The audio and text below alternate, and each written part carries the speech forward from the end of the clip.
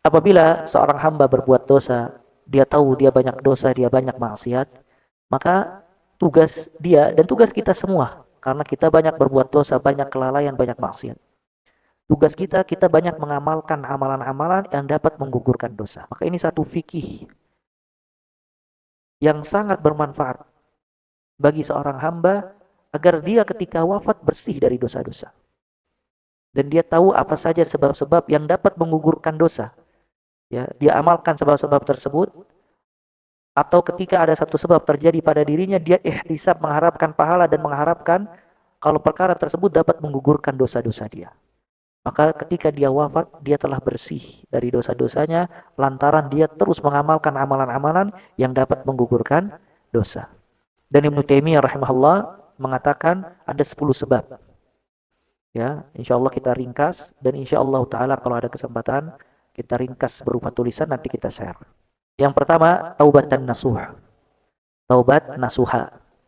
Dan taubat kewajiban seumur hidup sampai diwafatkan oleh Allah Azza wa Jal. Kata Allah Azza wa Jal dalam surat An-Nur ayat 31, "Wa tubu ilallahi jami'an ayyuhal mu'minun la'allakum tuflihun." Bertaubatlah kalian semua kepada Allah wahai orang-orang yang beriman agar kalian beruntung. Kemudian juga Allah berfirman, "Ya ayyuhalladzina amanu tubu ilallahi taubatan nasuha." Wahai orang-orang yang beriman, bertaubatlah kepada Allah dengan taubat yang benar-benar, yang sesungguhnya. Maksudnya taubat kembali dari maksiat menuju ketaatan. Itu maksudnya taubat. Jadi taubat salah satu amalan yang dapat menggugurkan dosa. Sampai kata Nabi sallallahu alaihi wasallam, "At-taib minadz-dzam kama la dzambalah." Orang yang bertaubat dari dosa seperti tidak memiliki dosa sama sekali. Dan makanya setiap hari, setiap saat, setiap jatuh dalam, setiap berbuat dosa langsung segera bertaubat. Karena taubat sebab menggugurkan dosa dan sebab menghapus dosa. Makanya taubat yang paling terbaik adalah yang dilakukan secepatnya dan segera. Yaitu dalilnya firman Allah Azza wa Jalla dalam surat An-Nisa ayat 17. "Innama taubatu 'alallahi lilladzina ya'maluna su'a bijahalah." Sesungguhnya taubat kepada Allah adalah dilakukan oleh orang-orang yang berbuat buruk dengan kebodohan. "Tsumma yatubuna min qarib." Kemudian dia segera berbuat taubat, artinya langsung bertaubat dalam waktu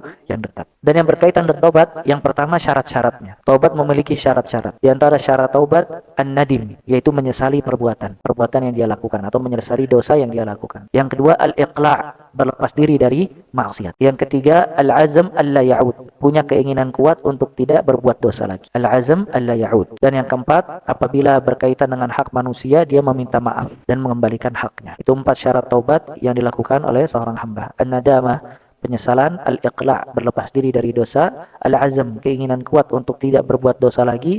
Kemudian kalau dosa berkaitan dengan makhluk, maka dia meminta dihalalkan atau mengembalikan haknya. Kemudian juga apa yang dilakukan apabila seseorang ingin bertaubat? Yang pertama, dia salat 2 rakaat. Dinamakan dengan salat taubat. Kata Nabi SAW dalam hadis yang diriwayatkan oleh Imam Tirmizi, "Ma min 'abdin yuznibu dzamban fayuhsinu at-tuhur thumma yaqum fayusalli rak'atain thumma yastaghfirillah illa ghafarallahu lah." Tidaklah seorang hamba berbuat dosa kemudian dia memperbaiki wudunya atau berwudu dengan baik, kemudian sholat 2 rakaat, kemudian meminta ampun melainkan Allah mengampuninya. Kemudian juga yang dilakukan oleh orang yang ingin bertaubat selain sholat 2 rakaat dan istighfar serta bertaubat, bersedekah. Sedekah juga penting. Sedekah itu bisa menghilangkan amarah Allah dan mengampuni dosa. Sebagaimana kisah Ka'ab ibn Malik ketika berbuat dosa dianjurkan sama Nabi SAW untuk sedekah.